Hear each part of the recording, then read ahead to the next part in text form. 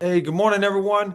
I'd like to welcome to K9 Legends and Trailblazers, one of my favorite people in the whole world. I'd like to introduce you to Sergeant First Class retired handler, trainer, program supervisor, Renae Johnson, who spent a long time in K9 and is still involved with us each and every day.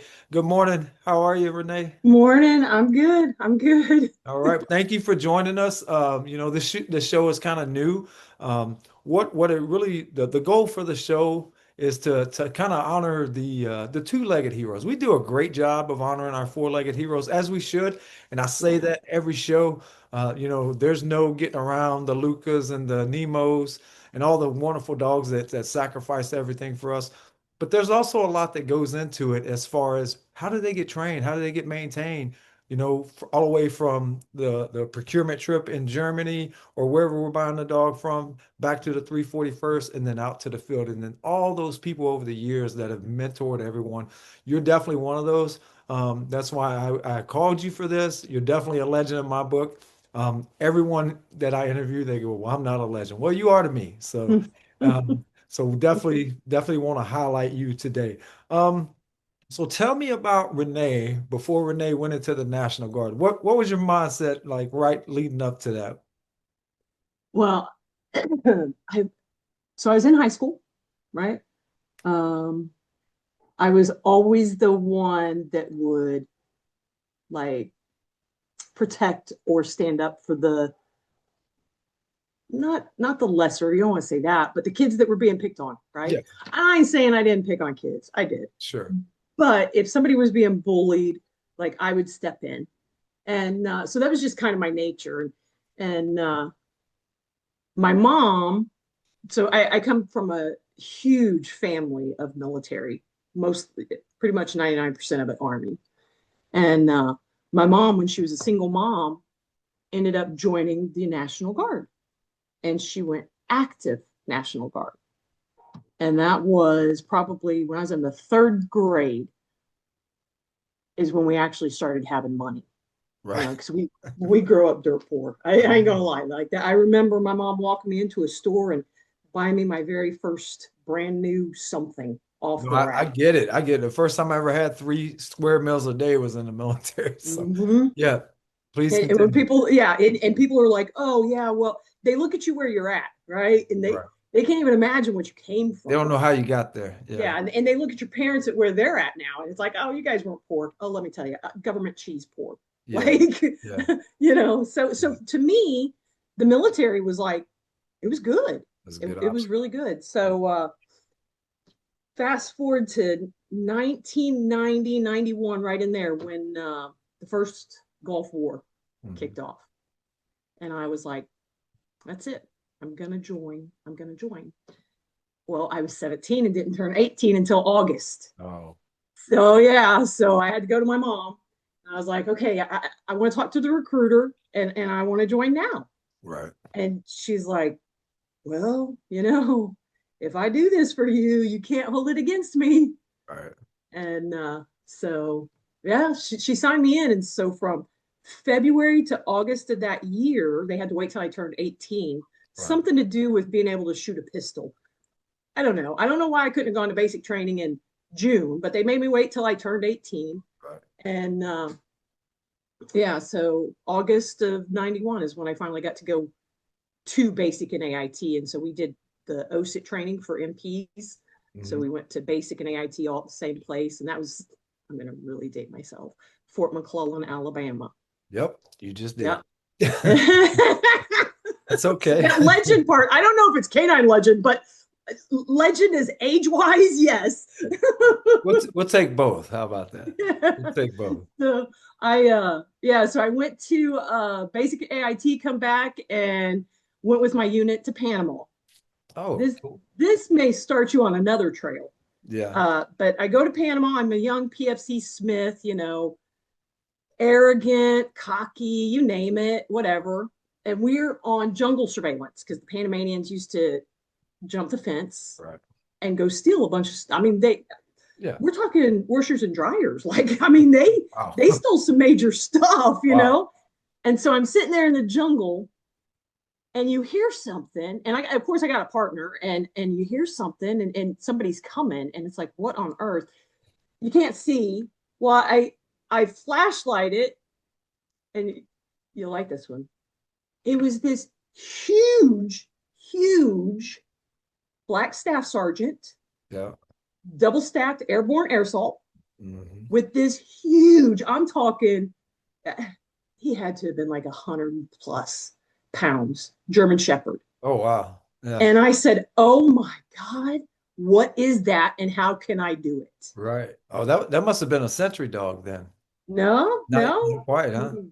Wow. not quite. But that person, Staff Sergeant John McKinney. Oh, oh, wow. Now you That's talk about legend. So yeah, me, I think yeah, of that.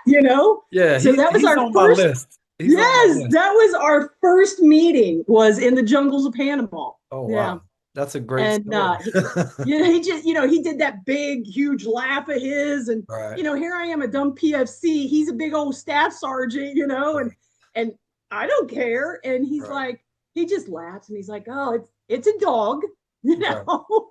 And I said, how do I do that? Right. And he's like, oh, well, you have to go active duty. And I Right. was like, done. It's done. Yeah. I'm doing it. Yeah. And me and the Army, we didn't have the same plan. Right. So yeah, it So happens sometimes. Yeah. it does. And it's not bad. It's just, it's not in my timing. And it wasn't, Yeah. it wasn't the way I wanted to do it. But right after that, we got back from Panama. I also met my husband there. We didn't get married then, but that's where I met my husband. And we I got sent on I don't remember what they call it, but they'll put you on active duty orders to send you to do stuff. Right. And so I did like a 4 month stint in San Diego. Yeah, the naval base there, Miramar. Hmm. Is that it? Yeah, Miramar. We stayed there and we did like the San Ysidro border and all that for drug interdiction. Right. So I got to work with the customs Right. canines as well, and it just fueled my fire, you know. I get it. And then right after I finished that, I went on a quick vacation, and then went and up to MEPS to find out what I could get.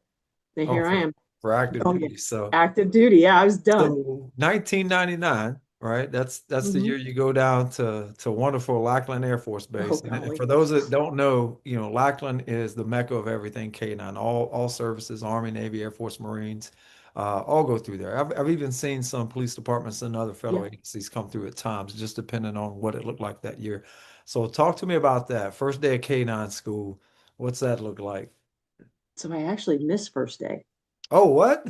Yeah. So I was at Fort Hood, and I had a buddy in K9 Yeah.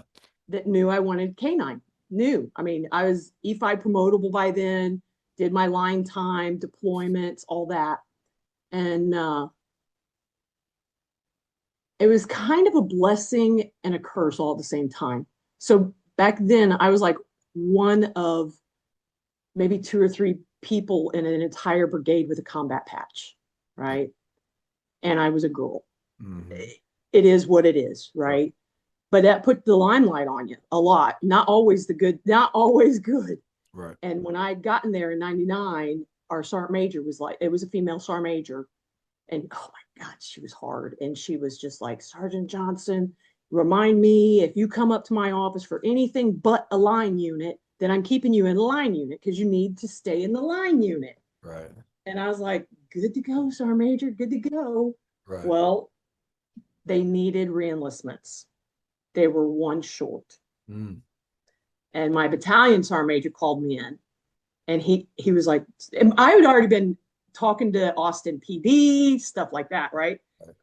And he's like, Sergeant Johnson, what do I have to do to get you to reenlist?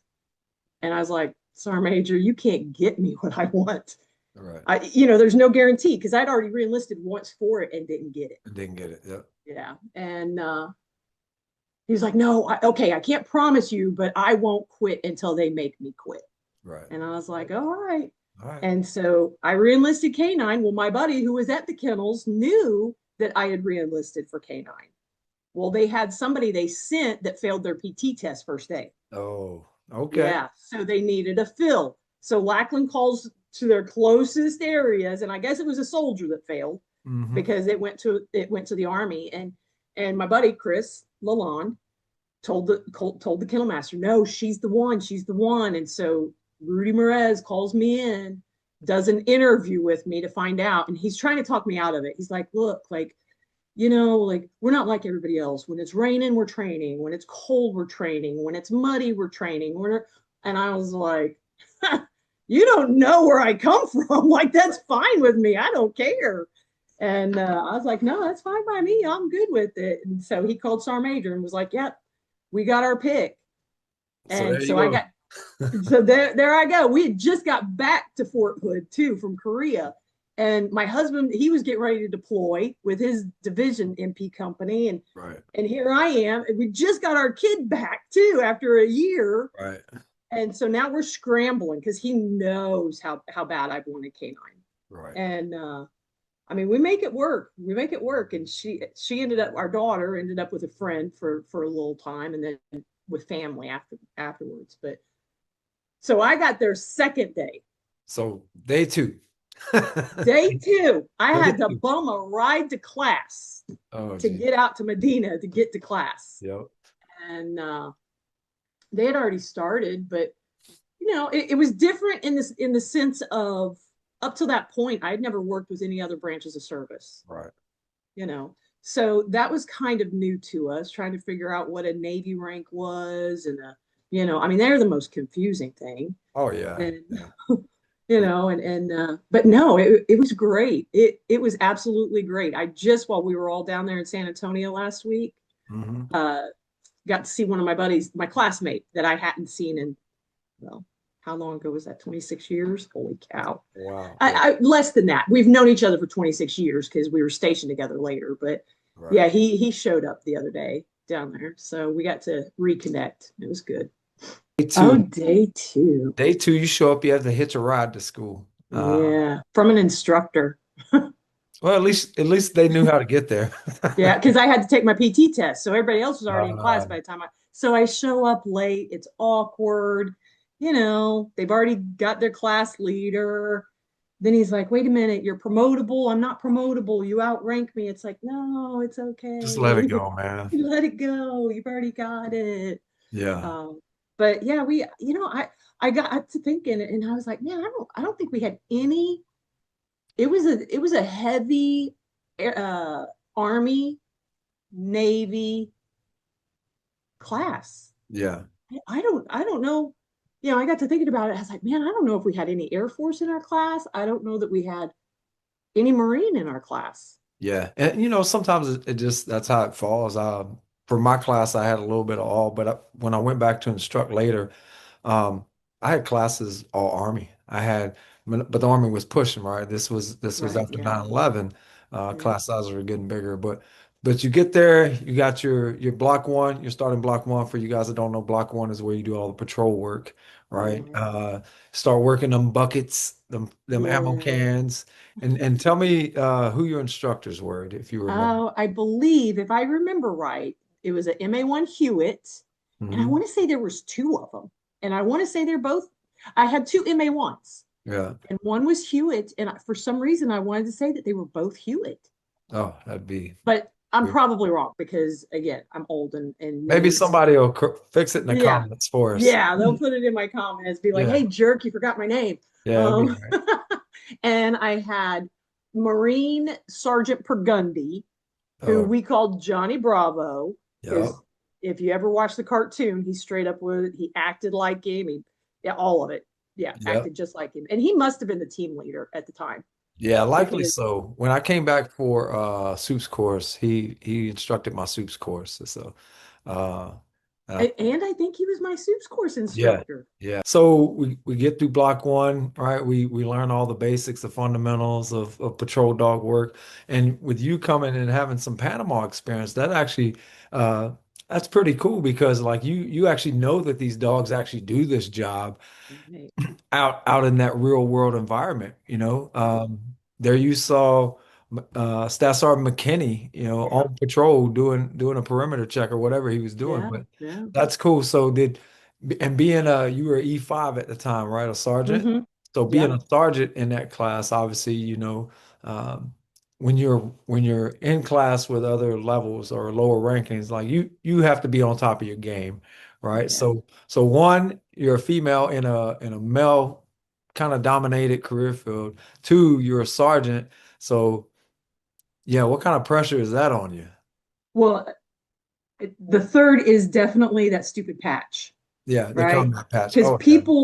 people put you at you know,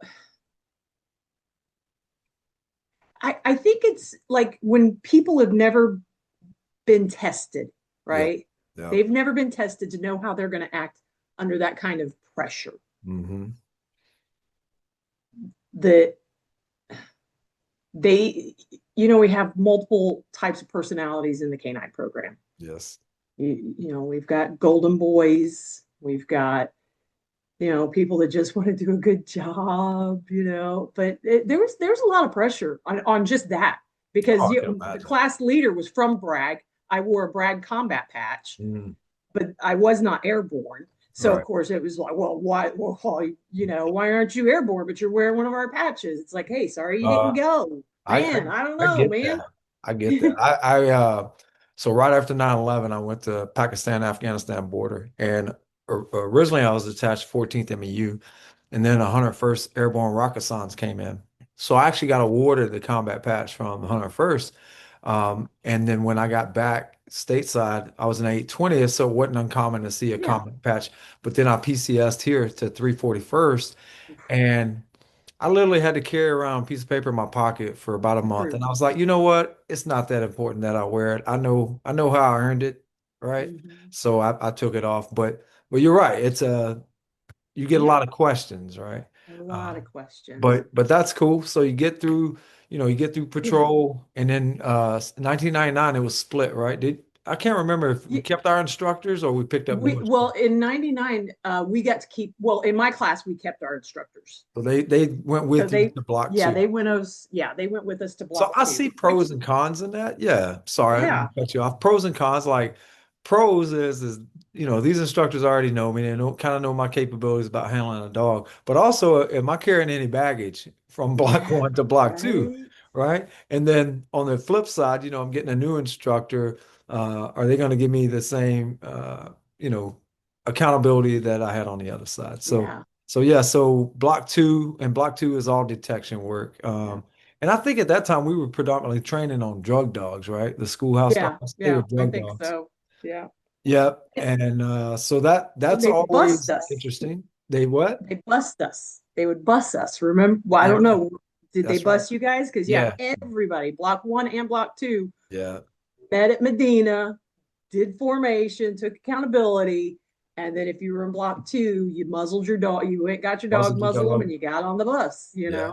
Yeah. Yeah, So yeah, it's definitely an interesting place, good time. That's kind of was my first, like you, it was my first interaction with other services other yeah. than deployment, you know. So it was definitely interesting. And you're right, I could never figure out the Navy ranks. I'm like, No, I just say EMA and they would look and I'd be like, okay, I'm good. Um, right. but but again, so you get through that, you get through block one, block two, and again, male dominated field. Uh, but usually what I find is in with female canine handlers, the ones that end up staying K9 are the ones you wanted to stay K9, Right. right? K9 has a way of weeding out people that are there Yeah. for the wrong reasons. And you Oh talked yeah. about, I think you said pretty boys, not, but I call them prima donnas, right? Or golden boys. Or Yeah. golden boys, yeah. So Golden I call them boys. prima donnas. They're just in Oh it to look man. cool. They Yeah. really don't care about the dog. Dog's going straight in the kennel when they get back to the Yeah. kennel. They're getting in the car, they're driving off. Minimum Versus, training. Got right. it. Or they have a great dog that is push button. Yeah. Yeah. Oh man. So we had that discussion, me and Orlando and both me and Jacobin about how, and we could talk about it later about when you go over to the 341st and your Ugh, ops superintendent. But even in other federal agencies that I worked, we can give somebody a really great dog to mhm. cover up their inability, but it only lasts for a couple years, Yeah. and then you start seeing that fade out. You get them a new dog they can't certify, and you're like, okay, we missed this one, right? Yeah. We missed this Yeah. one. All right, so you finish up K-9 school, and then you're rolling back to Fort Hood, right? Back to Back Fort to Fort. Hood. And I was So a little naive in that. I was very naive in that. Like, how so? again, I Yeah, come from a line unit, yeah, like even in the 820th, like yeah. I, It's I figure different. like 820th is the closest thing in the Air Force The to infantry. MP to an MP unit. Yeah, Like you have camaraderie in the yeah, unit. Like you don't like everybody's doing the same job. right. It's not they're not treating me special because I'm a girl. They're not treating me different because I'm a Yeah. girl. It's Carry just your we're own all rucksack. Yeah, yes, yeah, yes. And but we're all like the camaraderie is the biggest thing. right, And so I'm thinking, oh, well, I'm going to an 18-person kennels. This is just a smaller platoon, right. thinking, oh, we're all supposed to have camaraderie. And Yeah. and I could not believe I mean, take the knives out, every single day. And it's like, dude, it's like, You know why? And that's not uncommon. You know why? Because everybody in K-9 thinks they're the best, right? yeah, They all want to be the best. And the way the military treated us at some point is they started sending us all through at the same rank, right? So we all started the kennel master was the same rank as a handler, trainer was oh, the same rank, and it caused a lot of problems. So I was so yeah, happy when the Army went back to 31 kilo, right? Or went to 31 kilo. yeah, We're going to talk about that a little later. So you get to yeah. Fort Hood, you 18 dog kennel. What did kennel makeup look like that? I asked that question on everyone, Uh, meaning you got 18 dogs, it's yeah. 1999 before 9/11. So yeah, How so many, what my was the very makeup? first dog, and I'm dating myself again, my very first dog Uh-huh. was a straight patrol dog. Straight patrol. Okay. Straight patrol. So Right.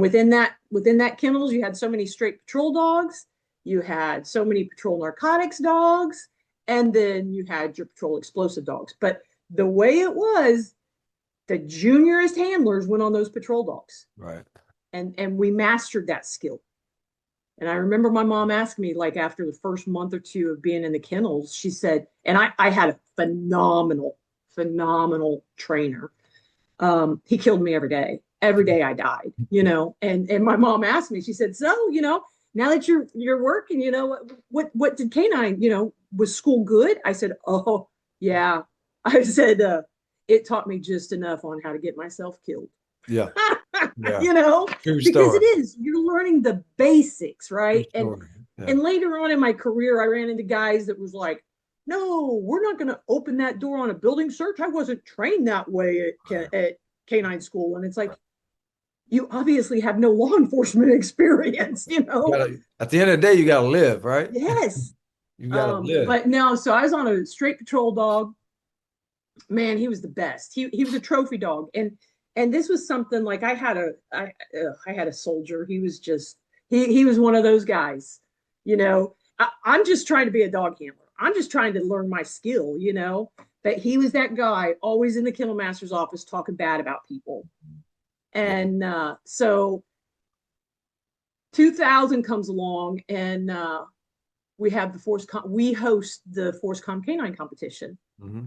Well, a few years before that, the dog I had won trophies at the Right. competition as the best patrol dog. I mean, he was a great dog. No pressure, right? No pressure.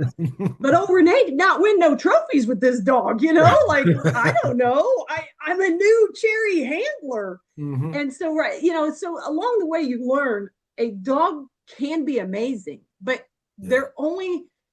they're only capable of working at a level that the handler is somewhat at. Yeah. Now there are certain circumstances where a dog will completely carry the handler. Yeah. Absolutely. Yeah. But yeah, I was like, yeah, so I did win trophies. It's okay. It's not Right. a big deal. I'm a brand new handler. At Right. this time, so when I got to the kennels, Lalonde had deployed to Bosnia. Yeah. So he had been gone these 6 months of me. Like, I was like, I hate these guys. These are all jerks, you know? Right. Right. Uh, and he got back and he got back the day of the competition. And oh, he was fuming. He was fuming, I fuming bet. I because he bet. didn't have, yeah, anyway. Yeah, I bet. Chris was a Yeah. very competitive person Yeah. Yeah. So in a good way. yeah, I mean, he had a great dog back then too. Oh, man. So you get But you're at Fort Hood, and then do you deploy out of Fort Hood to Iraq? no, no. So in 2001, my husband got picked up as out of NTC, National Training Center out Mhm. there in California. Yep.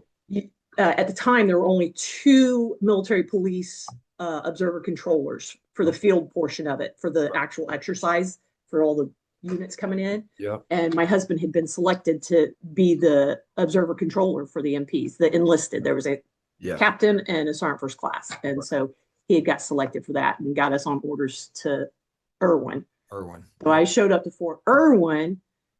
Now, my kennel master there was a sentry dog handler, Oh and wow. he and I had been stationed at Fort Ord together way back, Yeah. right? And I get there, he just got back from Gitmo with his dog. He's getting ready to retire. Mhm. I'm coming in as pretty much the seniorest person. I have a young buck sergeant, Timmy Timothy Timmons. Timmons, Yeah, yeah. yeah. All I listen to him is yell at his soldier, you don't know what it's like if you'd have been at 82nd MPs. I love you, Yeah. Timmy. Yeah. Yeah. Yeah. Oh, but he, so the thing is, they had only E5s and E4s out there. The kennel master was the only E6. I Right. get out there, I'm a six. I've worked three different dogs by then because I had a patrol narcotics dog as well at Hood that we got into some stuff. I Oh, mean, sure. I tell everybody, man, Fort Hood, they call it the Fort Hood Mafia, Yeah. but dude, if you got out of there alive, you were good to go. Oh yeah. Yeah. When I I went mean, through MPI school, a lot of our case studies were based out of Fort Hood, Fort Bragg. yeah, And no, yeah, you and so I actually want to go back to that. Let's go back to you getting another dog, working a narcotics patrol dog, because yeah. I wanted to ask you about that earlier. Like, what was that like on patrol at Oh Fort man. Bragg? Or I'm sorry, Fort Hood. Mm-hmm. Like, you're actually getting some real law enforcement experience Yeah, because I know, yeah. like for me, my last assignment before I got out was at in Del Rio at Laughlin Air Force Base, and Oh you're yeah. lucky to even write a ticket for 4 years. So talk to me about that portion of your career. Real quick. Hmm. So 99 was my second tour to Fort Hood. Yeah. I showed up in 94, in October 94, because it's all going to come to full circle. Um, and on the back, they used to print our orders, but they would put everybody on Everybody's one name. sheet, Hmm. right? And I look at my orders, and there's a Staff Sergeant John McKinney Uh-huh. going to the 89th MP Brigade. Nice. And I'm like, no way. And then there was a Staff Sergeant Kimberly McKinney Mm. going, I think, to MI. And I was like, no way. This can't be the same guy. Right. 91 to 94. No, there Right. was no internet back then. You Right. didn't just text somebody. You didn't do Right. all that, right? Right. So I find Kim first, his wife. Hmm. And like I said, she was so patient with me. Because here I am, young E4, running up to her like, With a oh, million questions. are you the Sergeant McKinney's wife? Hmm. Hmm. Laughs. Yes. I explained to her why I'm on active duty. Right. All that, and so from 94 on, the McKinney family and the Johnson family, we orbit together. I mean, we're Yeah. in the same orbit forever. Intertwined. Yeah, that's good. Yeah. And That's even before that, because he was stationed with my husband. Oh, okay. Yeah, in Panama. So we yeah, so John, working the road at Hood. I mean, we relieved each other on the same murder scenes. Mm. We I mean, people just they don't understand. They So every don't crime, understand. basically every crime that you would have in Every New crime Orleans, we had, yeah, you'd have yes. there. Yeah. And people just can't fathom it. And I'm like, well, you have two divisions and a Yeah. corps. Like Yeah. you have war fighters. Yeah. What do war fighters do when they're not at war? They fight. They fight They and they get hurt they, each other. they Well, get in at the trouble. time, so back on our second tour in '99, and I'm on a patrol dog and a patrol narcotics dog.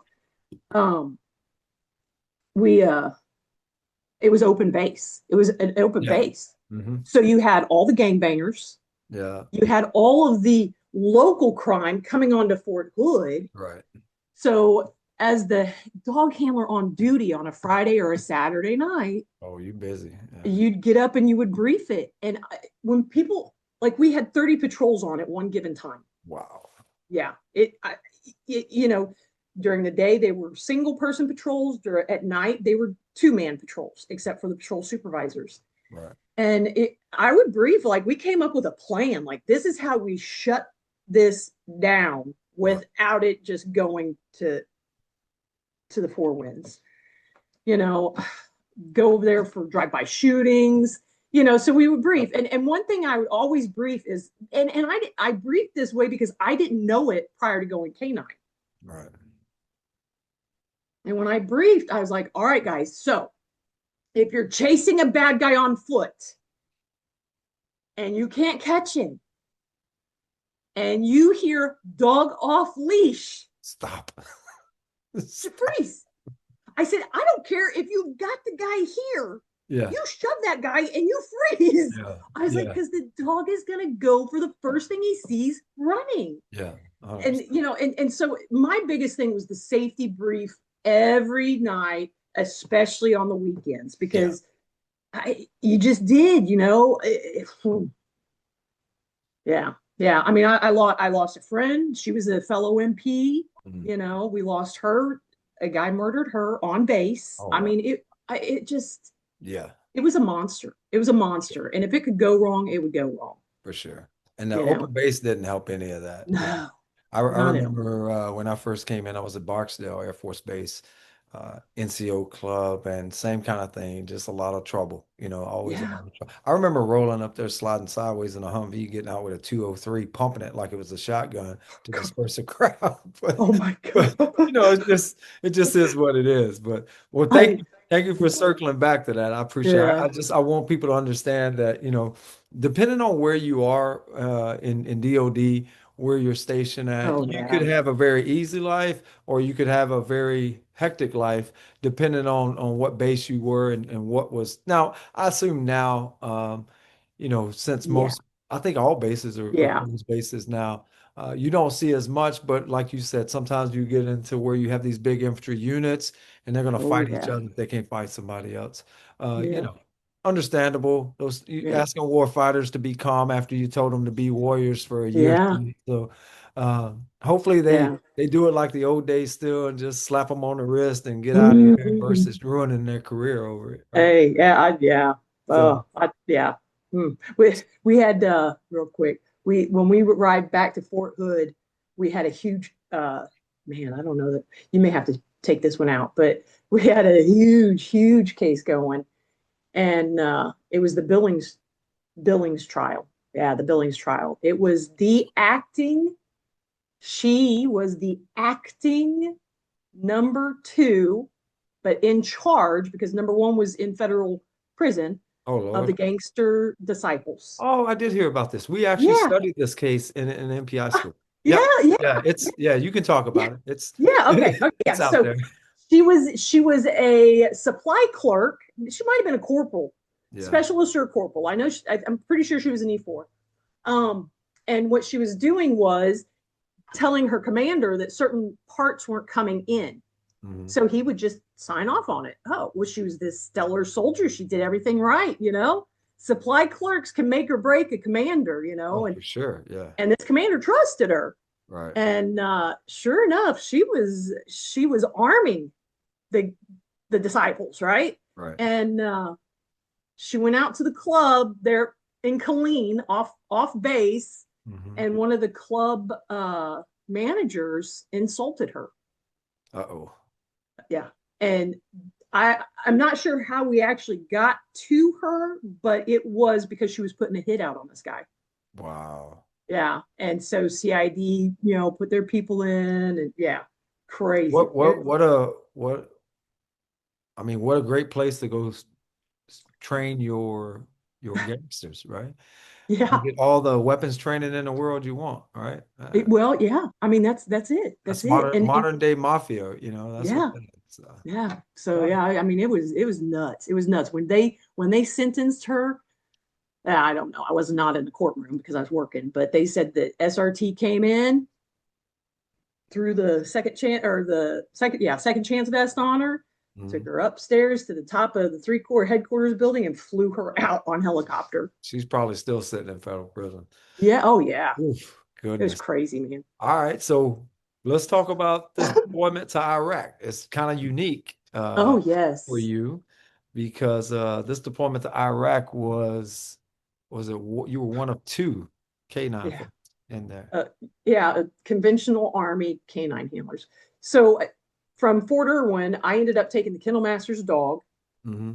That was a 50-50 chance that this dog would even me and this dog Right, were even going to certify. right. Did you know Sergeant Rashawn No, Army? no. Okay, well he was our cert authority, and that was back in the day when we had 40 training aides. Oh, wow. Oh God, it was stressful. And on that very, I mean, so at the beginning I told him I was like, I don't know if me and this dog's going to certify. And he's Right, like, really? I was like, yeah. Like he has got the craziest false response. Like mm, he is terrible. Like I'm like, I don't even know what is going on. right. And so that very first problem, I mean, probably within the first 100 feet, my dog had already sat, Mm, two mm. times. Wow. And he was like, you know what? He's like, do me a favor. Take that dog off leash. And I was like, no, Sergeant. And even Sergeant Neely, my kennel master, was like, no, no, he's a runner. He's a runner. Like Right, he'll run. right. And Sergeant Sean's like, no, no, no, no. Let's just watch something here. And Hmm. I was like, okay, he's cert authority. I'm just the handler. So I clicked the Right. dog off leash. And he said, all right, now come step back here with me. And I stepped back. That was and this was in 2003. Hmm. No, 2002, somewhere in there, like probably early 2003, because it was right before I deployed. Right. And he pulled me back, and sure enough, that dog, that dog was the most independent, on pattern, Right. beautiful. We ended up on the 40th training aid, we would have been 100%, except my dog was frustrated and scratched, and I pulled him off. Right. I said, we're done. We're done. Yeah. And he's like, man, you guys were almost at 100%, but he didn't see it. So I was like, oh no, I'm good. I'm good. Right. But so his outside eyes was like, no, he's an independent dog. Right. And here I was trying to force him to do the inverted Kind of V. inverted V on him. Yeah. And And he's that's like, lady, get out of my way. Okay, fine. You want to play this game? I'll play the game. so I And would have ended up on a 360 for the rest of his career, you yep, know? yep. And so we did. So he's the dog I took to Iraq with me. And he was not a patrol dog. He was a explosive only dog. Okay. It's not that he couldn't find people. It's that he didn't really want to bite them. Right. Didn't want to bite, but he'd find them. So we're transitioning from being a force com installation into an MCOM installation. Okay. It looked like a fireman's patch. They still got it. They still got it. But like I was the very first MCOM soldier to deploy. Okay. And so the sergeant major shows up out there thinking that's just the greatest thing. And I'm thinking, this looks like a fireman's patch. Like, I Yeah. don't know who designed this thing. And so we all show up in Kuwait. So this will be part of the reason we did later on, me and Sanders. Yeah. So we show up in Kuwait. Well, first I have to go through CTC, which is where they train individual deployment Right. personnel. But usually that's like National Guard, inactive reserves, not active duty. Right. Because we dog handlers deploy. Back then, it was called FTN. Hmm. Yeah, or ERF is what it was. The unit required fill. Okay. So when the 820th deployed, right, Hmm. the entire unit, it had a unit required fill. Hmm. For every dog team that deployed, That was they awesome. had a unit required fill. Right. So I show up to Kuwait, nothing. Nobody's there. I don't know where I'm supposed to be going. I don't know who I'm supposed to meet. You're just dragging Nothing. your dog and your kennel off the plane at Oh that my, point. and don't forget your weapons case and your Right. duffel bags and your, like Yeah, yeah, yeah, everything. You're yeah. like, oh my God, what Right. is this? There's nobody here. That's There's wonderful. nobody here. I wander around. I leave my gear with this MP captain that I met, right? Right. And me and my dog were just literally wandering around and run into another dog handler. And he's like, oh, I bet you're looking for us. I Right. don't know who I'm looking for, bro. Yeah, but you're K9. I'm going with you wherever. Yeah, Yeah. just tell me where to go to find somebody. And he did. He took me over there to show me where the kennels were and to link up with everybody. And we had a lot. We had good crew on that deployment, but it was very so. I don't know what the total number of us was. Maybe there might have been 20 of us. Right. Maybe I don't know, and that may be stretching it. But in the initial push into Iraq phase, there was about 20 of us sitting down in Kuwait at Arif John that wasn't built yet. I probably ran across you because I was at KCIA, Kuwait City International Airport, and Al Jaber when we pushed back in '03. Yeah, So yeah, I'm pretty sure we probably ran across it. I mean, I was there when Saddam started launching the Silkworm missiles yep, back into yep, Kuwait City, and it was a funny story because I'm sitting in I have it was an SUV called a Peugeot or something like that, yeah. some kind of Nissan looking vehicle. And the army had been there. I'd been to Kuwait 3 or 4 times deployed before that, but this time, it was intense. It was the army buildup, the huge army Mm-hmm. buildup there. Do you remember the guy? It was one of the airborne divisions. He threw the hand grenade in the tent. Oh yeah. I heard it. I was right Oh over there yeah. when it went off. But anyway, so the silkworms start coming in, and all I see is all these army guys running for bunkers. And I was E5 at the time, and the sergeant first class come banging on my window. He goes, gas, gas, gas. I'm like, yeah, I know. Roll my window back up. I'm like, I don't have anything for my dog, Oh Like yeah. if I Yeah. see, that's what I said. If I see y'all start dropping, I'll drive off. But but yeah, so we were there at the same time. That's Yeah. interesting. That's And interesting. when we landed, I remember Neely thinking I was crazy. He walked in the kennels one day and I was standing there in mop gear Yeah. and I was letting my dog sniff the mask, kind of trying to get my dog familiarized with this because Right. we knew, right? And so getting him used to it. And then I slowly put it on and that kind of freaked him out. And then he Yeah. sniffed, but Neely's like, what are you doing? I was like, bro, I'm I do not acclimated my need dog. this. Yeah. I don't need the first time to hit for him to see me in this to be in it. Like Right. he Yeah, needs to right. see this. You might puncture a hole in your suit trying to get you out of it. Exactly. Exactly. And sure enough, when we landed, we were in mop gear. Yeah, And yeah. yeah, it was great. It But was it yeah, was an interesting time, that's for sure. yeah, I loved it. I loved every deployment I went on. yeah. I never complained about a deployment, especially with a dog, because I always kind of knew what I was going to be doing. You know, that I think at one point, right before we started pushing in, I mean, they were firing missiles so much that it was just constant. The alarms going off, alarms going off. Finally, you get to a point you're like, I'm not doing anything unless it hits the building next to me. Like I'm tired of this, which is not the right move. You're right. You should get in your gear. But my thought was always is I don't have a mask for my dog, so Yeah. you know. What am I going to do? I'm not going to Hmm. leave him. I'm going to take him with me. I remember running through the kennels and they had like 20 air conditioned units on this indoor kennel, and there was the box ones, and you had to run and tape them up every time you hear the alarms. Oh my. Tape them up. So, so no, I get it. So from there, from Kuwait, you push into Yeah. Iraq. it was really kind of weird because like our scent was supposed to be in charge of everything, Yep. CENTCOM, right? Mhm.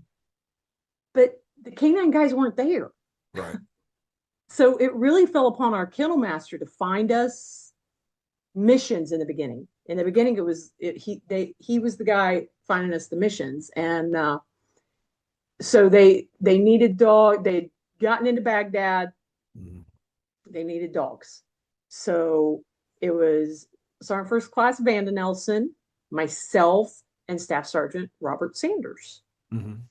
And this is only my second dealing with Sanders, and I love him. He is my deployment brother. He's my canine brother. Out of all things, Sanders and I have done the most together, Right. right? I got you. And he was a Campbell baby at the time, and the 101st. Mhm. Yep. so Yep. we fly into Baghdad. We fly into Baghdad, and we don't have a ride. We don't have a place to stay. We don't have water for our dogs. We Yeah. don't have, like, there's Yeah. just a lot of Yeah.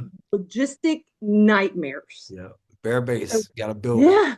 So we end up at the Baghdad, Saddam's palace, Hmm. right?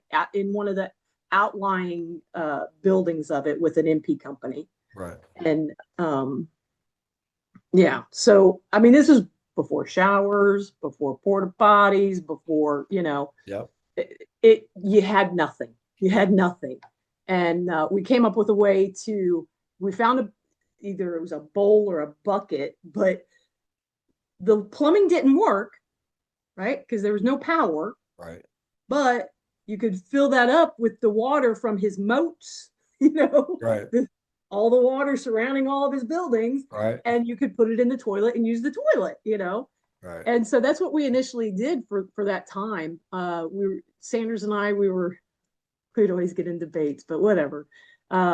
We did the new Iraqi government conference. So it was Mhm. the very first part of it where we had to search all the vehicles coming in and all that. But we were sitting there one day or yeah, it was one evening, and there was a knock at the door, and this E7 comes in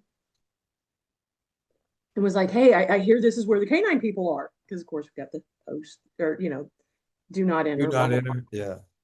Yeah. And he's sitting there. He's like, "Hey, we've got a mission tomorrow. We need to go down to the Baghdad train station, Hmm. and our mission is, to support this British general. Maybe he was SAS. I don't know.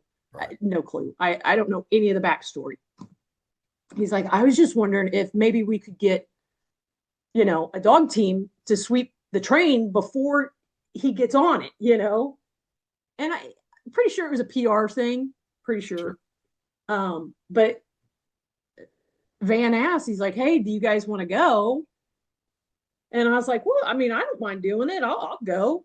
And he's like, "Oh, awesome, great. I'll meet you at this time tomorrow. We'll load you and your dog up, blah, blah, blah." Okay, get out there. He's in a soft top Humvee Oh, Lord. with operators in the back, Hmm. blood all over the floor of the Humvee, Mm. the cargo area where the Right. guys are at. And the guy's like, "I'm so sorry, like I didn't have time to clean it all out." Of course, we don't have water to clean it out. Like there's just no way to clean it. Yeah. Yeah. And he's like, I'm sorry. He's like, that my driver got hit at the train Mm. station yesterday. Mm. Okay. Where we're We're going today.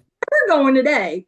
And Yeah. then as we're driving down the highway with one other Humvee, another soft top Humvee, he's like, "Yeah, we don't have comms. We ain't got, they have no radios. They have no," and I'm like, I, I don't know what I just volunteered for, Yeah. man. You're in it now.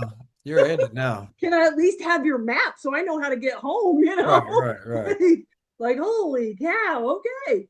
Interesting, man. But we go, me and my dog, we do our little search, and there was no issue at all, but I just laugh. I was like, man, that was like the old West. Yeah.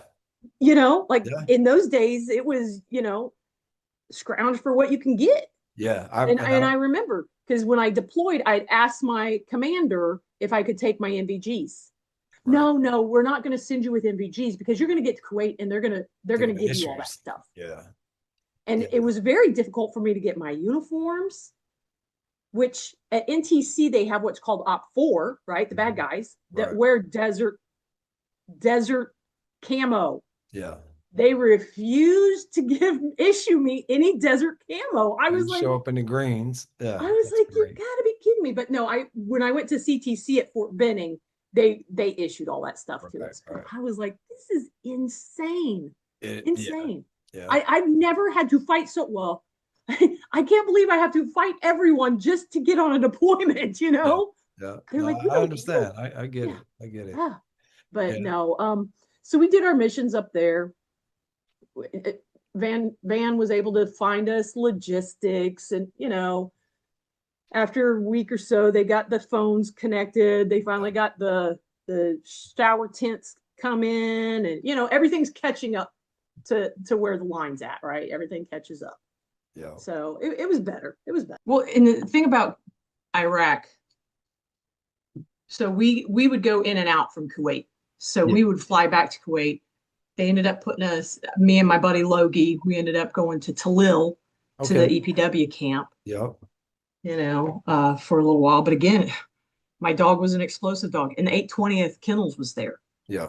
Thank goodness, Yeah. because when Logie first got there, his dog they convoyed up there, and that was terrible, Yeah. terrible for the dogs. The dogs were dogs probably they almost died, Yeah. So and it's funny you say that because I remember at Al Jabber we put a lot of stuff together real quickly, like one overnight for dog teams that were convoying up. oh, And I don't remember the 820th guys that were there, but I think it was a Staff Sergeant Barnett. I think he was one of them that was in Talil. yeah, Uh, I think that was the 823rd guys that went there. okay, But I think I have okay, a picture of them somewhere. If I find it, I'll throw it yeah, up on the interview. But yeah, so yeah, that was a tough time, right? Like rolling in, reestablishing Iraq and with a bigger right, presence than we ever had before because oh yeah, before, most of it was the air campaign with some now we're occupying. And that just it almost never ended. So I remember hmm, dog teams getting pushed in and out.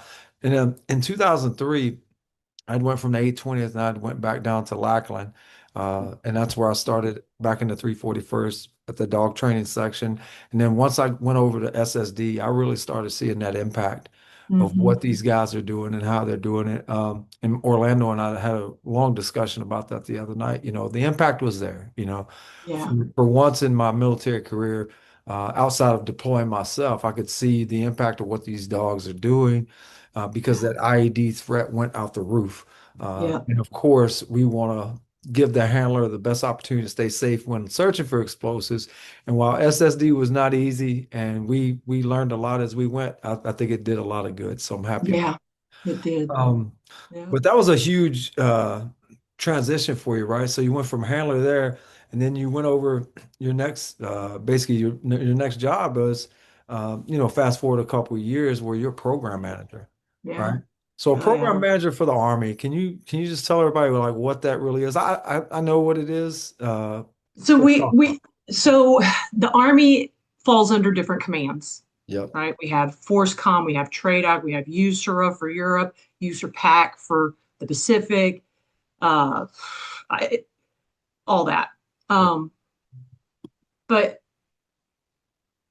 they needed someone. Our scent wasn't capable of running the Iraq dog teams, Right. and so sorry, so Sorry. they had started an Iraq program manager. And actually, I think the first one, I think the first one was in '04, and we were at a canine conference. It was after deployment. So later on, like during that deployment, I ended up having to go to Saudi Arabia to replace one of my other dog teams. But the deployment in all ended up being about 15 and a half months. Right. And I was disgruntled. I was bitter. I was angry. Like I didn't get R&R. Like It is. it was just it was a big deal.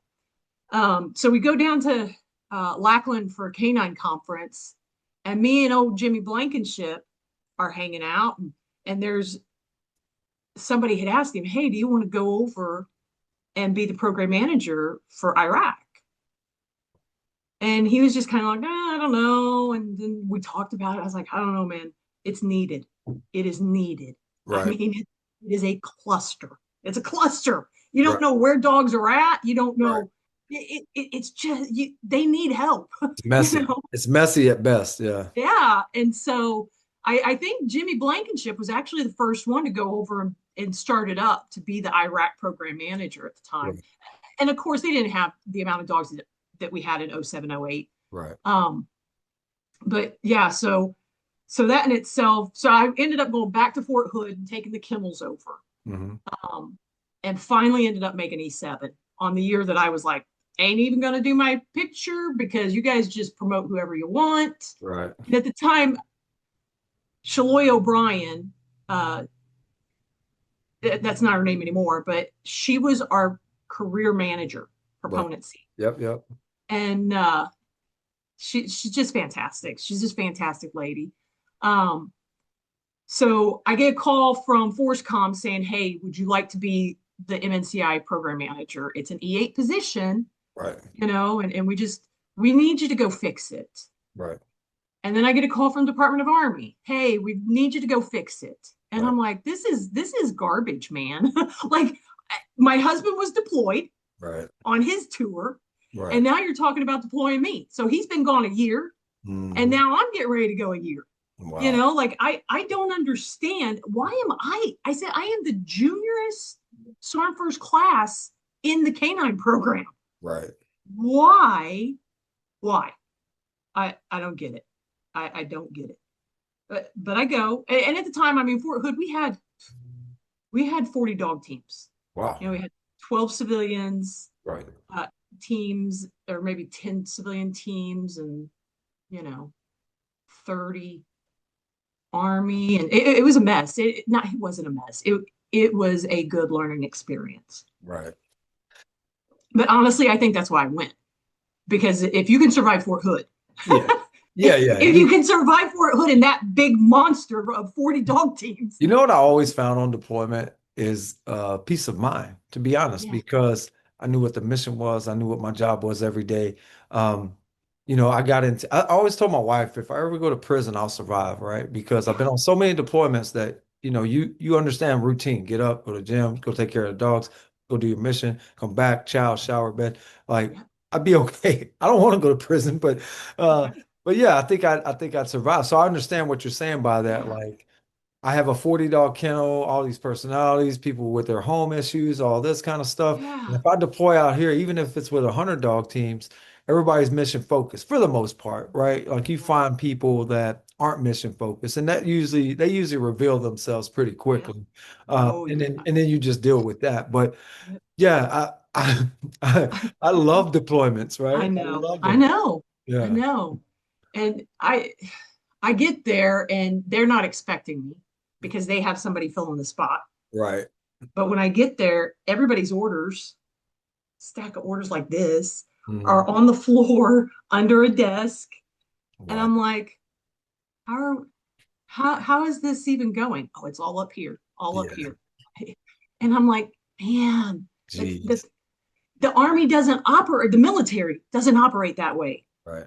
There's SOPs, there's a standard, there's pass on books, like people have to know in case something happens to you Right. how to keep this functioning. Right. We need Um, continuity, right? yeah, Yeah. yeah. 100. And so anyway, oh, uh, myself and I forget what they're called, but they're the movement person. Like they track all the movements. They Right. they track all the units coming in and all the units going out. And by this time, it's transitioned from IRFs to FTNs, and I don't know what that is. Right. Don't know what it stands It's all for. right.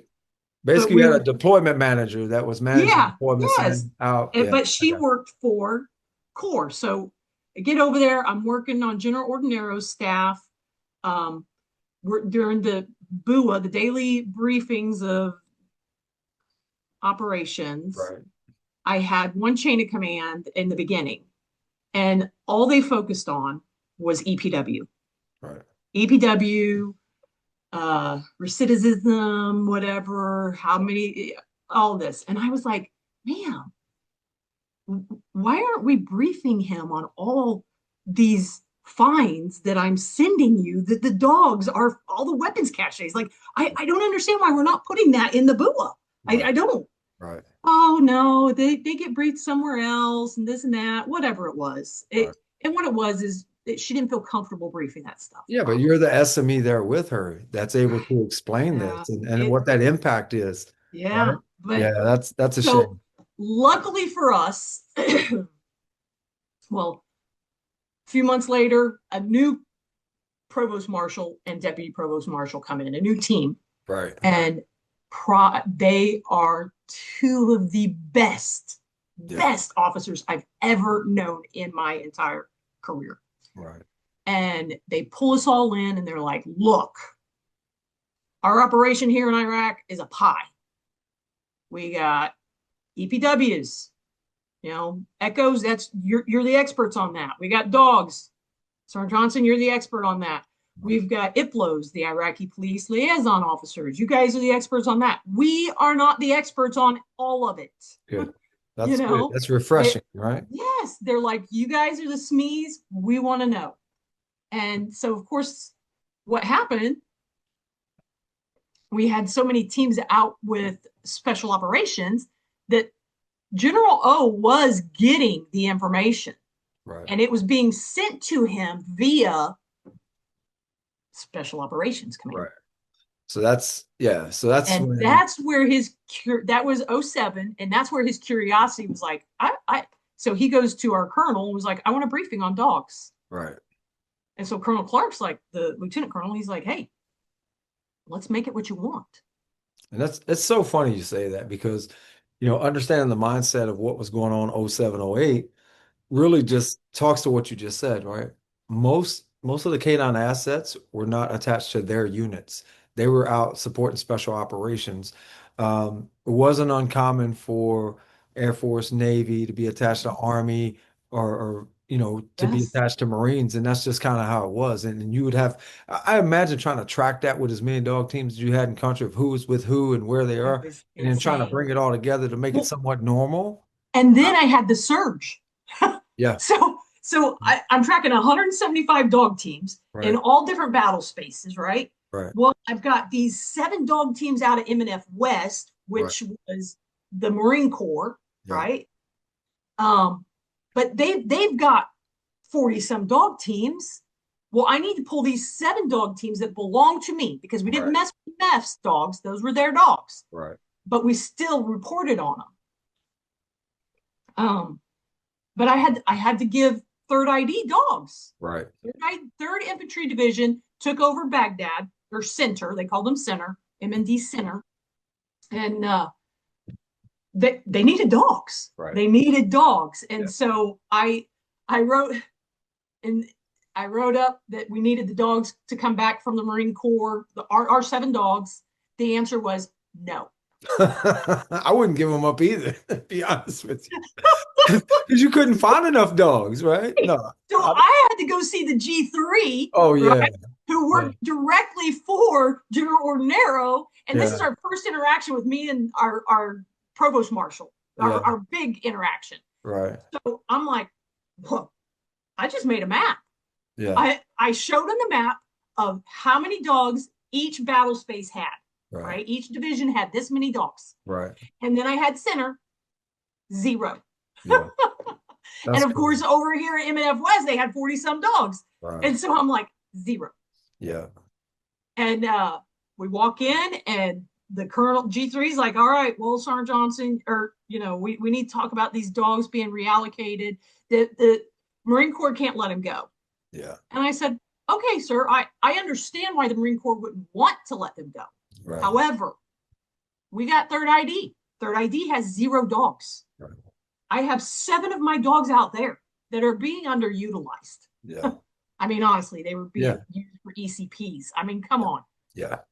And so I mean, they went out on missions, but still, they weren't being used They weren't in on daily patrols like yes, like Third ID would be requesting, right? To put them yes, out in front of those platoons and trying to counter IEDs. Yeah, I get it. yep. Yep. And so I showed him the picture, showed him where they were all at, told him I was trying to get center filled, and he was like, "Oh, done deal." I mean, within 2 minutes, I was out of that meeting, Nice. and my colonel was like, I'll tell you what, when you retire, you should be a used car salesman. He's like, I have never been in a room that it only takes 2 minutes to get an answer and Yeah. you're the answer you want. I Yeah. was like, okay, but I mean, it just made sense, Yeah. Yeah. and so people weren't understanding the magnitude of Iraq, Yeah. and they didn't. People that had deployed previously with dogs, say Bosnia, Right. Kosovo, things like that, Different. it Very different. Yeah. still can't comprehend the magnitude of the battle space, And that's right? that's where I started learning about you, to be honest. And you may or may not know this, but was in that battlefield environment because um, everything you've said and everything that I know and I've heard is that you basically started putting it all together, right? So we get to Iraq. Iraq is a mess. Dog teams are everywhere. We don't know where dogs are. We don't know when they're supposed to come back. We don't know who they're attached to. And anyone that I talk to about you, that's they highlight that very much. They highlight a few It's things, crazy. but that specifically, and that you were able to kind of gather all that together, put all these pieces of the puzzle together, and start having equal distribution of Yes. dog teams over there. And that's when it changed. Yeah. And it actually changed back here stateside for us and how we started pushing out dogs and dog teams. Nice. And you started seeing it. You started seeing more Army students come through. Uh, Yeah. but yeah, no, and that's amazing. And I'm so like you're definitely the right person to get over there and put that together. I think oftentimes we get in those situations and we're like, why are they picking me? You know, like, we Yeah. got a million people to pick. And Yeah. And I'm the juniorist. unfortunately for me, that's happened quite a bit in my career Yes. where task after task after task after Yeah. task because I'm like, there's other guys that are the same rank that should be doing this. But anyway, um, to move on, and thank you for that. You Yeah. changed the landscape of what the MWD community, uh, how they started getting taken care of a little better in Iraq and Afghanistan. Yeah. Well, and Um, that's the thing too, is I was never afraid. I first off, I didn't have to be the one in charge. right, And I did not have to have total control. right, When we started having senior handlers in all those battle spaces, that's when I said, okay, move up to the provost marshal's office of the division. right. You're now the program manager for that division. Yeah, and I think And I that's go kind back of to the States and they're like, what are you doing making these positions for these people? And I was like, hey, I don't need AdCon and OpCon for 175 dog teams. right. Don't need it, Yeah, don't want it. yeah. Like we have to be able, you have to disperse that oversight because I don't want 15-star majors calling me for No, dogs. 100% right. And that's what kind of my point is that, you can't always just rely on me to take care of everything all the Yeah, time, right? And they yeah, shouldn't, right? Like you should disperse that. That's a big AOR. There's a lot of yeah. responsibilities over there. It's okay to have one person that everything's coming to, but for one person to try to take care of it all with Mm-hmm. 175 plus dog teams, Yeah, 175, I think was probably the low end. Um, and then also remembering that if you're of that rank and that caliber, the other branches are coming to you as well, right? mm-hmm. The Air Force, the Marines, the Navy, they're going to Right. find what you were looking for in Kuwait that you didn't find when you Yeah. got there. They're going to find that in you. And they're going to say, okay, let's get over here because she knows what we're going to do. So again, thank you for that. I appreciate it. So now let's move on to the Army's big change, right? Going Mm. from an MOS that was specifically military police, and then at some point moving over to K9, kind of like the Air Force, same way. We usually hit E4, E5, and then you have that opportunity to go K9. So now you and Rob Sanders, who I'm going to talk to, um, Yeah. you and Rob co-author the 31 Kilo program. So tell me a little bit about that. Like, what was the motivation for that? So luckily, General Ordinero had been hearing about what the dogs were doing, right? And he wanted a briefing, and he went to our colonel and said, I want a briefing. And that's when Colonel Clark came to us because by this time, Sanders had replaced the other individual that was in that spot. Right. So Sanders came in and we're co MNCI. I had another co, but it wasn't a whole lot of help. Um, and so we start writing this paper, and the biggest issue was the deployment portion of it. Mhm. I deployed with a unit, multiple times. I knew what it was like to deploy with a unit, and then I knew what it was like when I deployed as a just a Delta. dog handler, individual, So, yeah. and the nightmare of it, right? So when we Colonel Clark was like, make it what you want. Right. The big dream, make it the big dream. Okay. So we created this thing, and in the Army, uh, Criminal Investigation Division and our Explosive Ordnance Division, you had to have a minimum time requirement in the Army Okay. soldiering. You had to learn how to be a soldier Right. before you got to go apply for them. Right. And so we built it like that. We mimicked CID, we mimicked the engineer dogs Hmm. because they did not do individual augmentees. Right. We go as a detachment with a captain and Right. a detachment sergeant. As a support group. Yeah, as a Yeah. support group, right? And they go together, they move together. Right. And really, I got such pushback from the Army, Oh, I'm sure. a program manager. And that deployment really opened my eyes about a lot of stuff. I used to think, oh, they're program managers. They're so much better than me. They know Right. more than me. They've Right. done more than me. They got to be smarter than me. Right. And I was hugely disappointed from the last guy. And then I'm calling ForceCom for a replacement dog of my dog from Fort Hood. Handler got sent home. Oh, well, that's not even the correct earth. Mm. Or no, that's not our requirement. Right. And then I wouldn't hear from him for a week. And I'd Mm. be like, what is going on? Oh, sorry, I've got family issues going on. Bro, I got Yeah. 175 dog teams over here. We all got family issues going on. And guess what? Every It's one just of us, every day. Yeah. happening. And so it was very eye-opening to me Yeah. that the people that I used to put on this pedestal, Mhm. thinking they were so much smarter or more experienced, or those guys had never even deployed as a dog team. See, that's kind of the difference too.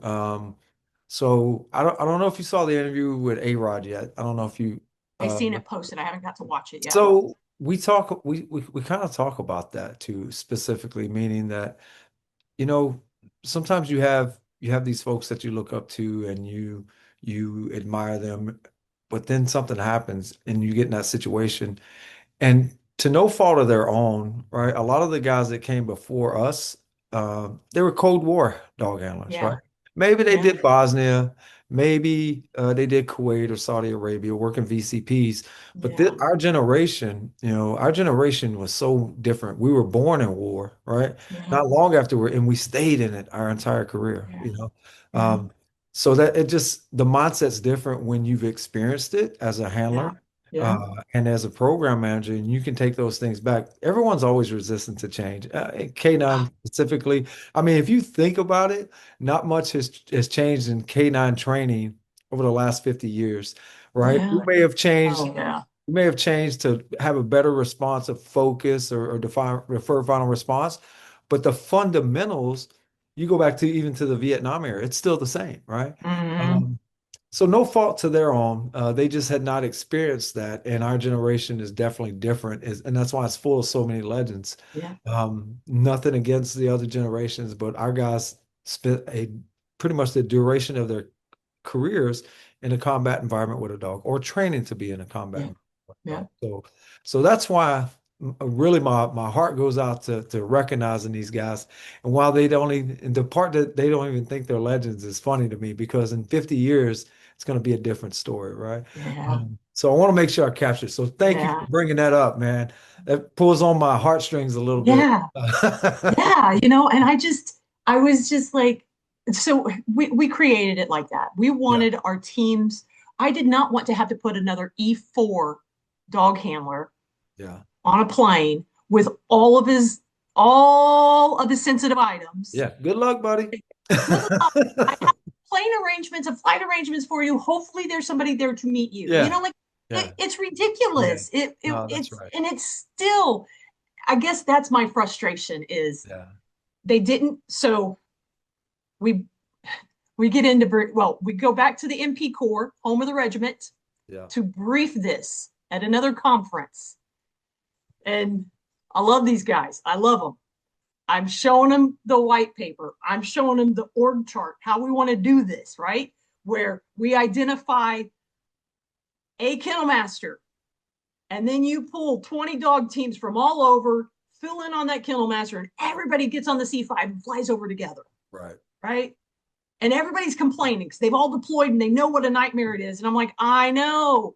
Right. Look at what we're trying to Right. do. Right. We're You trying to know, simplify this we're trying to deployment for you. simplify, right? Yeah. Our deputy provost marshal, he's briefing our uh, regimental commander, the general, Yeah. and we didn't get really anything that would change how we were breaking stuff down, Right. right? But we did want it to start out as E4, Hmm. E4 with a minimum time in service, Yeah. right? And so that's how it was briefed. So we get up to it's time to brief General. We go back to Iraq, and it's time to brief General O, and Colonel Clark's dragging me and Sanders in with him, and we're thinking Colonel Clark's going to brief it. Mm. General O is thinking Colonel Clark's going to brief it, Mm. and Colonel Clark's like, "Oh no, no, sir, these are my SMEs. They're going to brief it." Yeah. And Okay. I'm like, boom, and push Sanders to the front. I'm like, "There you go, buddy." Go, Rob, talk away, bud. Yeah, because General O, he is a very intimidating man, like, Right. or was. I mean, he was Right. just, oh, great. But so we briefed it, and General O was like, I love this. Yeah. I'm on board. Right. Let's get this to Petraeus, Yeah. because Petraeus was the MNFI commander at the time. Right. And man, I don't even know who was coming in. Big people were coming in from Big Army, Yeah. and so Colonel Clark was the one who briefed General Petraeus on it, I and got it. he was like, "Yes, I'm on board. I love the idea." Well, isn't it strange that for the last since 2001 that the dog teams, the Army dog teams, had not been supporting military police units. We were no longer doing any sort of military police combat field functions with them. We were off on our own with who? Special Combat arms. combat arms Combat arms. on missions that specifically. Yeah. And that's kind of the point too of this 31 kilo. Like I know it was a lot of hard work. I know it was probably aggravating, but the end result ended, and let's make sure I got it right. The end result was they come into K9 right off the bat. Like that's their job. So Yeah. they're they're young in it right off the bat. So, you got some of what you wanted. I think the end result Yeah. of being able to deploy is that your husband? Yeah. He's just getting home. If the end result is to be able to take care of the teams, regardless Yeah. if they're a PFC or a sergeant, I think that's a good thing. There's a package now, there's a standard for them to Right. to look to. And I always have mixed emotions about uh, straight into K9. The Yeah. Marines still do it, right? Yeah. Right to it. I always have mixed feelings, but I think it actually builds a better handler, better trainer over time, depending on the person, right? Because you could have squared away sergeant or specialists or senior airmen that come in at that level and they progress. But that's if they're selected properly, right? Right. And I'd see a lot of that in schoolhouse. I'm like, who selected this guy to come be K? Yes. Right? And that's the missing piece. Yeah. That is the missing piece for the Army Right. is that if I want to wait a year to become a 31 kilo to be able to get put into one of those class dates, then I can just I can enlist as a 31 Well, kilo. that's what the Air Force started making it an enlistment incentive. So in my time, you had two options as security police. You could either go CADM or go K9. And then Mm-hmm. sometimes, and I could tell by the quality of senior airmen that I was getting at the 341st Block 1, it was like that commander got rid of his garbage. Yeah.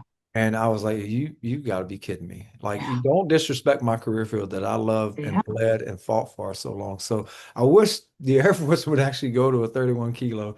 Uh, Yeah, but I it's mean, just, Yeah, Yeah. we don't know. We don't know. It is. I don't know. I don't know what it's going to be like. I don't know how.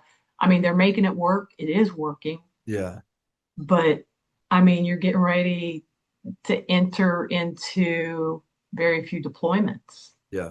Well, yeah. And luckily for us, we still have a law enforcement mission, right? Hmm. And I tell everybody, man, Somalia prepared me for the rest of my Army career.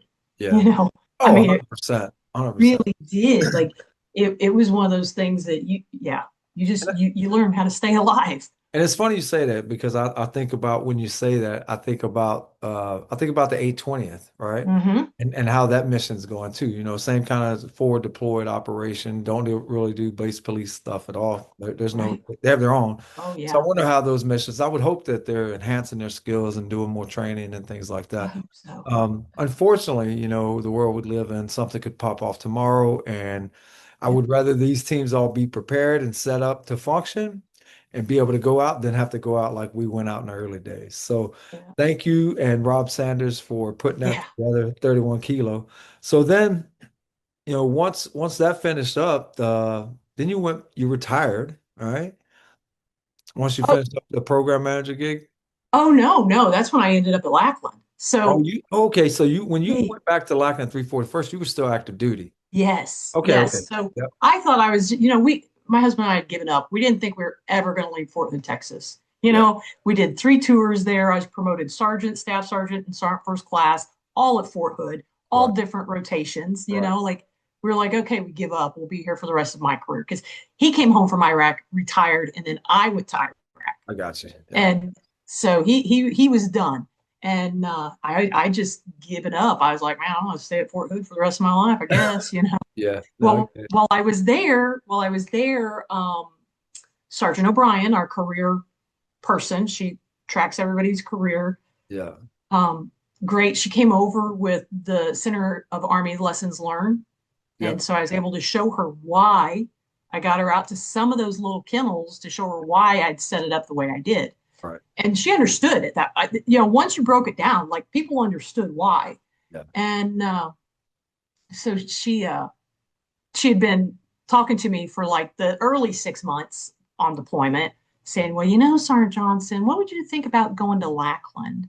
And then she would recite my whole career, and she's like, I just think you need to go to Lackland. And I Yeah. was like, all right, okay, Yeah. yes, yes. And so I told my husband, well, don't get comfy. We're going to Lackland next, So And so when you PCSed or changed stations over to Mhm. Lackland, you went in as the op superintendent. Mm-mm. Uh, is that correct? So initially, I mean, I ended up as the op suit, but Okay. initially I was at handler's course. Okay. Okay. Oh, Becky Brooks was my team chief. Oh, Becky Brooks. Yeah, Becky What's Brooks. what's her last name now? It's Cooper. Cooper, yeah. Cooper. So Yeah, she and I went when I came over to the federal agency I just retired from.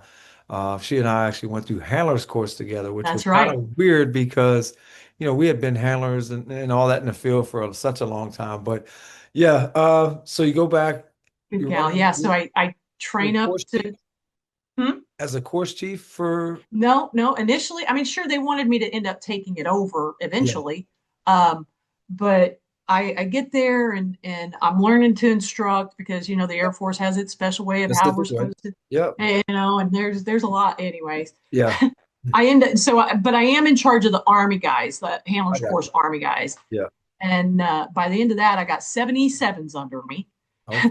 And thank goodness. I mean, these guys were they were not the ones that I had experienced. Right.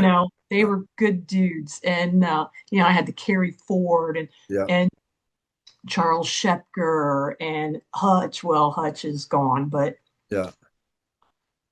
I had a very good crew. I had Littleton was one of mine. Oh Like yeah. Yeah. Yeah. Davis. All these guys. I mean, some of these guys were just phenomenal, Guys that are phenomenal. still out there doing it today too. Yes, Yeah, yes, no. and And you know the difference? I'm gonna tell you what the difference is. They were they were born in war. That's the yeah, difference. Those yeah. guys were not the guys before them, and they still carry themselves to Yes. that to this day. And it's so refreshing. And it's for the Army Sergeant First Classes, and I'll say this, and they'll give me shit about it, but they're so competitive with each other that they drive them, to Yes. do better. to do Yeah. better. And I watch, I spent a lot of time at Lackland, probably about 6.5 years, and I've watched them grow Mm. from coming in at E5 all the way up to a couple of them sergeant major. Rutherford, is it Rutherford sergeant major now? Yes, Yes, yes. yeah, Not yeah. sergeant major. He is the military police regimental sergeant major now. Oh, so yeah, even better, right? And but I remember running classes with that guy, and Yeah. he was rock solid. He was Yes. rock solid then, and I'm sure he's still rock solid now. Um, but yeah, so and Lackland's such a great place to refine skills, such a to get reps on students, on dogs, and I loved Yes. it. And I just tell everybody that was the pinnacle of my canine career, was spending time there and learning how to actually train a dog the real way, from the ground up. Yeah. But yeah, so you get over there, you I were ops superintendent for a little while. We talked about that role. oh yeah. Then you had a really probably the best job in the world after that. The best job in the world. Yeah. Was it after I retired? After you retire. So you go to puppy program. I love that program Man, so much. Uh, man, I'll tell you, I learned, people, you either love Doc Hilliard or you don't care for him, right. right? I always found Doc Hilliard fascinating, Yeah, always. me too. And to be able to actually go over there and be part of the breeding program, Yeah. like, man, those are some of the best dudes. Like, if you look at all the different sections and all the places you've worked, like being in that section with those trainers Yeah. and Doc and Jason, Yeah. Dill, it Yeah. it was the closest thing to having the camaraderie of a good Uh-oh. kennels, Something you happened. know? Hey, say that again. It was the closest to having a camaraderie of a good kennels. It froze up on you. The, okay. So it was the closest to having the camaraderie of a good kennels Right. that you would see outside of the kennels. Right. I mean, we had some just phenomenal, but I learned so much. Like, like we we underestimate our dogs, All the and time. we surely underestimate a well-bred working puppy. 100%. So Oh, I want to tell you a story.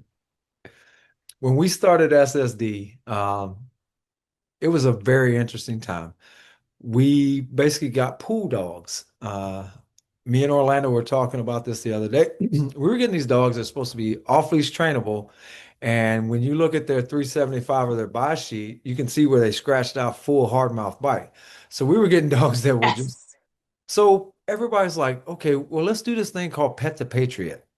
So all over San Antonio for 2 weeks straight, they had it on the news. Pet the Patriot, bring your dog to the 341st. We'll test your dog if you want to donate your dog for service, kind of like they did in World War II, right? yeah, So I swear we tested 200 dogs. Of 200 dogs, only two made it oh, through that portion of the testing. And then of those dogs, only one made it medically, right? So all the time when I talk to people and I want to start breeding dogs to sell to the government, I'm like, you have no idea, man. You have no idea what it is. But that program there, circling back to it, it's been tried and tested. Yeah, they might have had a few years here and there where product wasn't as good, but Doc has always been a part of that. And Doc has built some really great dogs out of oh that, man, and studs and female dogs for the puppies. And I remember at DTS, if you got three of those dogs on your trailer, you were so excited because you knew you were going to have a lot of fun. yes, So, with that being said, I saw you get super excited when I brought up puppy program. So I'm happy. hmm I'm happy to have yeah, made your day with that. And I know you guys put a lot of work in, and the yeah, learning environment there is that you're building, right? You're yeah, building a product from the ground up, and I love it. I think I'm not sure if TSA, no, they stopped doing it. TSA stopped doing it. I wish they would go back to doing that yeah. well alongside. But And that's the lastly, whole. Go ahead, go no, ahead. go ahead, go ahead, go ahead. I, Sorry. that's the whole thing. Is it's not even like for us. We're just using what the dog gave us. Okay. So the puppy at 6 weeks old is ready to learn something. Yeah. And that's what people don't understand is at 6 weeks old, that puppy is completely capable of learning. Oh, And 100%. they want, and that's where you start having the problems. People not crating the puppy, people, I tell people all the time, I said, there's a difference between because we would have fosters come in that, oh, I want to raise a puppy. Right. I've been around, we raise German Shepherd dogs. We're good. And I'm like, no, you don't understand. Not yet. German Shepherd dog and a working Malinois are on different spectrums. Doc Hilliard, this is my thing with people is like, Doc could have looked at me and been like, oh, Renae, I don't need to teach you anything. You're a retired first class canine professional. Right. Like, what do I got to teach you? No.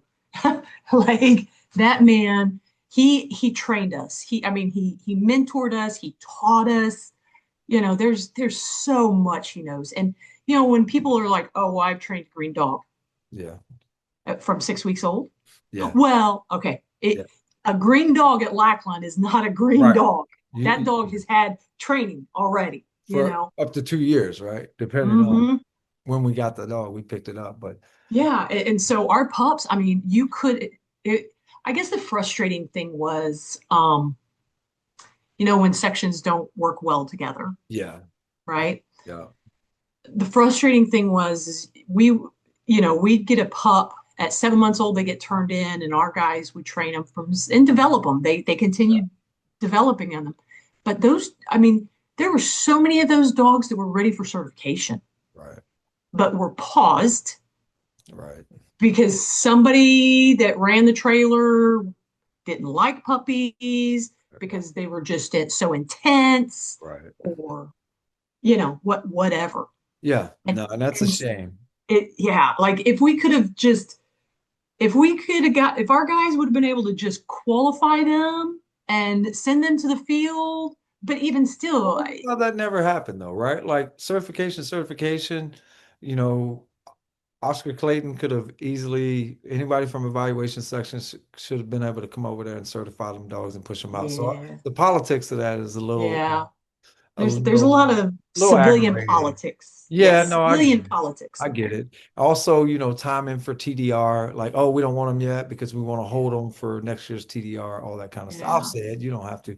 yeah, Um, yeah, and there was always a crazy wild number we were chasing, but Puppy Program is an amazing program. yeah. It is. Doc and I are communicating. Okay, He's good. gonna come on. I can't wait. Doc is. Yay. I was very fortunate when DFR started.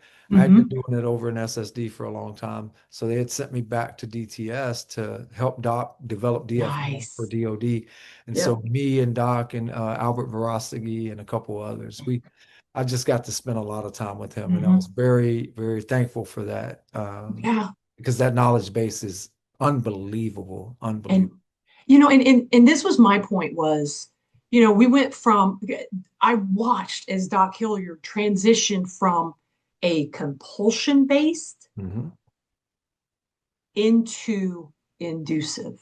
Yeah, And I got to watch that when he's like, oh man, this is so cool, and yeah, yeah, clicker training yeah. and he's Yeah, he like, gets super excited. I know, I and love it. It's motivating, to be and honest, so, right? yeah, it's motivating. And so my thing was if Doc Hilliard, who's been training dogs for however many decades, Right, can see the value in changing training methods, right. why can't DTS? Why do we get so hung up on it? 100%, that's a character of a great trainer to be Mhm. open-minded to change, um, and realizing, the product you got to train in the 80s and the product you have today, that's two totally different products, two Yes, totally different missions, right? yes, Different yes. different caliber of handlers that we're sending these dogs to. Yeah, So yeah, you're 100% right. I was Chris Jacobin.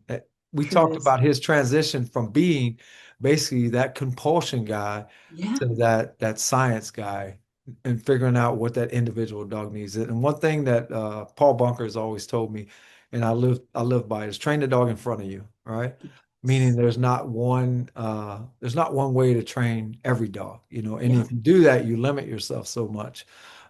You'll get the dog through it, Yeah. you'll train them, but But not it not might be the my, best capability of that dog yeah. or bring out the And best in that dog, right? yeah, and that was something too, is I used to describe breeding program dogs, right? Hmm. Because at Hood, I don't know if you ever remembered hearing about Ori.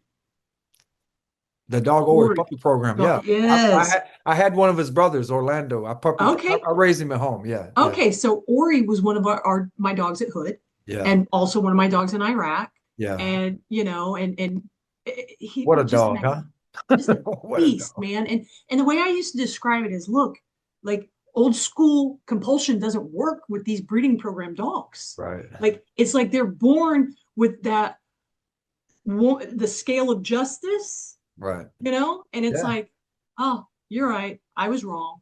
I'll take that. I'll But fix you it. get heavy-handed with those Yeah. guys, See what happens. and they become psychopaths, and you're Yeah. dead. Yeah. I mean, it's like, guys, why wouldn't you want to have a better relationship with your dog? Right. If the only thing you know how to do is compulsion training, Yeah. you're archaic. Well, I'm going to throw this out there. The O litter, and I'll stand behind it, was the best litter to date to ever come through that program. I had so much feedback. I picked up Orlando and finished him, but I had another one. I can't remember his name. But you rarely would get calls from the field saying thank you at DTS. Mhm. But I had a couple that came Yeah. back like that. But yeah, amazing. And now I want to talk about these amazing, amazing pieces of art that I saw when Yeah. I was down at Lackland. My favorite are obviously the stained glass. I love them so much. They're Oh, so I'm beautiful. working on a second one. Yeah, Yeah. I was a little disappointed because I dropped about $20 worth of tickets in there and I didn't get one, but that's okay. Yeah. But I want you to talk about your like what Okay. made you go into that and So, well, okay. So I think for me, I had so many injuries in the army that I just wanted to survive my career. I I get just it. wanted to get to 20. I think I got 21 in a few months, right? Right. And I was like, man, I got to get there, right? And then I was like, well, now what am I going to do? Right. So after retirement, we moved back to Fort Hood Back because to we still had a house up there, yeah. Killeen area. And I used my GI Bill to go to a junior college for Okay. art. Good. But I strictly did art. And I thought I was going to do clay. I wanted to learn how to sculpt and that and ended up really falling in love with portrait drawings. Yeah. And And it and the shows. dude, I the instructors up there taught me everything. Like I didn't know how to do any of that stuff. Right. I could draw a stick figure. You sound like me. Yes, like everybody in our class, not everybody, but most of the people in our class drew stick figures. And our instructor was like, by the end of this class, you're going to be drawing realism. And we're like, yeah, Yeah, right. right. Yeah, Okay. right. But you And are. You are. he did it. He did it. He Yeah. taught us. And I mean, yeah, my Arnold, do you know Arnold? Yes, I know him very So well. good old Arnold, he's like, oh, I just can't see you going to art school, Yeah. like Sounds art just like school. him. Yeah. And I and I was like, bro, like art, these art classes is very similar than the army. Yeah. Like it's such a melting pot in this class. I got a buddy that I'm pretty sure he's smoking dope right before he walks into class. I got another buddy that got out of jail. I was like, Yeah, man, this yeah. this group is eclectic, just like the army. So Yeah, no, that's that's a great. good group. So And I'm sorry, I mean to cut you off, but I'm yeah, gonna yeah, post I have your sketches that you sent me. So I'm gonna post them in a video. But also if you could send me over about your website, that's a business that you have. And then I definitely want to promote that because it's beautiful. And most K9 handlers want to show a lot of respect to their former dogs in that yeah. sense. And it's such an amazing thing. I had this dog I trained years and years ago. His name was Chef, and he was a big boy. He's probably 80 pounds. He was mean as hell. But ended up going into the Navy. And you know, you push him out of 341st, you kind of forget about him. About 15 years later, I'm walking through, I think it was a K9 conference in Nashville, and I see this big portrait of him. And I was Oh, like, Chef? So I stopped and I talked to this lady. It was that dog. It oh was the dog wow. I had trained. So she gave me a whole bunch of portraits, and he had retired and then passed over, gone on to warrior heaven. But man, what a thing. It's in my living room right now. It's It's hung so up. I cool. love it. So thank you. one thing I'll say in closing for you is you've always held the community together, and I've always respected that about you. I don't even remember the first time I met you. It was probably 10, 15 years ago, and it was probably at Lackland. Yeah. But I knew right then, I was like, that's one amazing person right there. Um, and the impact that you've had on the K9 community, you may never even know it, but I do, because I talk to people. That's why I have this channel. I talk to Yeah. people all the time. My mom said I should have been a preacher. Maybe she was right. I don't know. Hey, it's not over, man. It's not Look, over. I tell everybody there's chapters in You, our you lives. you We never don't know. know. You never know, right? And again, the purpose of this is to highlight you guys out there. I'll never stop doing it. I don't care if this thing That's so gets 10 cool. hits or a million hits. It doesn't matter Yeah. to me. I want to tell your story. Yeah. And as you know, we're going to be meeting again. I want to talk about a fallen friend of ours, Chris Lalonde, who meant the world to me, and I know meant the world to you. I didn't meet Chris until later in my life, when we were over at K2 together, but Okay. instantaneously stuck like glue. Well, I take that back. I lie. The first time I met Chris, I thought Fosco was going to eat me alive. When he was what was his job up at the 341st? He had his own office up in the Yeah, he Hempstead was the building. first sergeant of the unit. He was Yes. the first sergeant for the Army detachment. So I was working for the Marine Corps, as a program supervisor. They had some title, I don't remember. But anyway, I get off that elevator up there, bing, and there's a mouse staring at me with all these. I'm like, oh my God. And I hear Fosco, come here. So I follow en route because I want to go in. And so that's the first time I met him, but we really got to know each other. Actually, I lived with Chris for about 3 months in North Carolina, and we stayed friends ever since then. And we have one thing in common that is really, really unique. We share the same birthday. Oh, wow. So it was Yeah. always a fight to see who could call the other Yeah. first on their birthday. So I just started calling him at midnight and waking him up. Right? But hey, Renee, thank you so much for Oh, what you've no. done, for what you're No, still thank you. doing. You're welcome. You're absolutely Yeah. welcome. Please send me over the all the information where people can look at your art and purchase it. Guys, please support. I don't know that I'm even on. Like, we just started a new gig. I don't know that they can even order it yet. Okay. Like, Well, leave me. I've got yeah. your, are you okay with your email address? I'll put it Yeah. out, put your email address at the bottom. Yeah. And if Yeah. they're interested in any of that, Oh, they can absolutely. contact you. And Yeah. at some point when the shutdown is over and I actually started getting my retirement check, I'm gonna look at getting one of those portraits from you. Okay. Awesome. All right. That's Thank you, my awesome. friend. God bless you. Oh, you too. All Thank right. you. Take You've been care. great. All right. Thank Bye you. bye. All right. Bye-bye.